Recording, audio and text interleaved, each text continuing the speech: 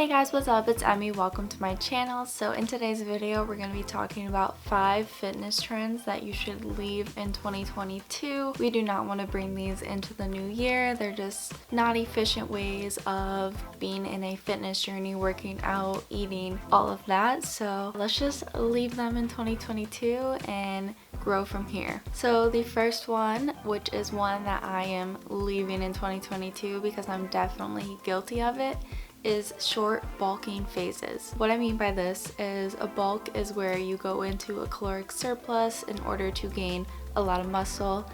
And I was guilty of this by cutting my bulk short last year. I only did it for 4 months, and you really need to do it for longer than that, especially when you're like really trying to put on a lot of muscle. You really need to do it at least like 6 months in order to see great results, and even longer when you have like bigger goals of putting on more muscle. It really depends, but it doesn't really benefit you from bulking and cutting and bulking and cutting. You really need to pick one and like dedicate time to it, especially if you want a like toned muscular look. You need to put on muscle in order to achieve that. I would say try to just stick through the bulk as best as you can. It can be hard and challenging because along with the bulk not only comes muscle but some fat gain as well, weight gain, bloating, all of that fun stuff, which can be uncomfortable, but it will be worth it in the end. So this year I'm dedicating a lot of time in the bulking phase and my maintenance calorie phase.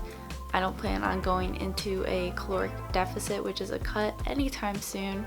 I really want to focus on my goal of building muscle. The second thing that we need to leave in 2022 that I'm guilty of, and I think a lot of people are, is either rushing through a warm-up or skipping it altogether and just going straight into the workout. You need to be warming up. I warm up, but lately, for a while now, I've been rushing it, and I notice such a difference when I actually take my time in my warm-up. So I'm really trying to break that habit of rushing through it and actually spending time to warm up, because it prevents injury. It helps your body get ready for the actual workout you're doing. And for warm-ups, you want to be doing active and dynamic movements. So no holding stretches for a long time. If you need to stretch like for your body, keep it under 30 seconds. Don't go 30 seconds and over, because that's more static stretching. That's what you should do after your workout. And don't skip cool downs after your workouts and stretching after your workouts either, while we're on this topic. Yeah, you should be doing movements that support the workout that you're going to be doing.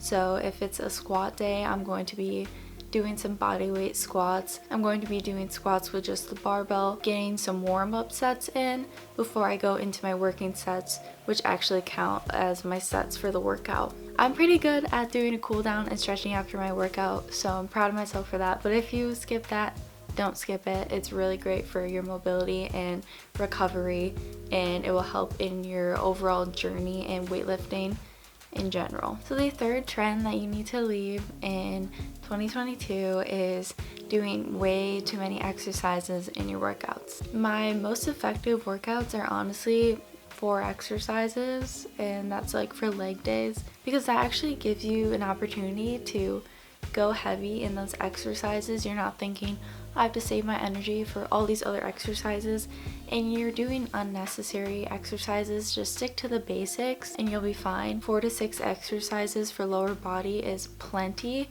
and then around like 6 to 8 for upper body, depending on what part of the upper body you're doing. I normally do around like 6 exercises for upper body. It really just depends. But yeah, you do not need to go crazy and load on a bunch of random exercises. Just start with the basics and stick to them, and you'll be all set. You'll make tons of progress when you cut out the unnecessary exercises. The fourth thing that we should leave in 2022 is not setting yourself up for success in the eating and nutrition department. So for me, on busy days, like I have a lot of work to do, I come home and I'm like, I don't know what to eat. And so sometimes it ends up being something that's not necessarily the healthiest for me or the best for me to be eating at that time. So this year I really want to plan my meals ahead, have those meals prepared for busy days. When I get home, I have something ready to eat that I can just heat up easily and that's healthy and nutritious and all of that. So that's a big goal of mine this year, and I know this could be something that a lot of people struggle with just being like tired after work or something, and you kind of lean towards the unhealthy stuff or the stuff that's easier to make. But if you prepare, and I'm not saying you have to meal prep 5 days a week and like do all this crazy stuff, I'm just saying prepare some meals, that way you can stay on track with your goals and what you want to achieve. And the last thing that we should leave in 2022 is ego lifting. So ego lifting is when you're lifting a lot of weight just for like the sake of showing that you can lift that much weight, but your form may fail, like you'll break form, or that you could risk injury doing this. And we just need to stop doing that and just lift what we can lift with good form. Form is always better than weight, like form over weight. If you're performing exercises with great form, you're gonna get more benefit out of that than loading on the weight when you can't even do the exercise correctly. And we've all been there. We want to look strong in the gym, but really focus on your form.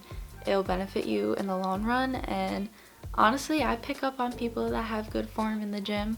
I'll glance around and I'll be like, oh wow, they have really good form. I'm not looking at how much weight they're lifting. So that's just a tip that I have that you should leave in 2022 and go forth with sticking to form, and you'll get there eventually with lifting a lot of weight.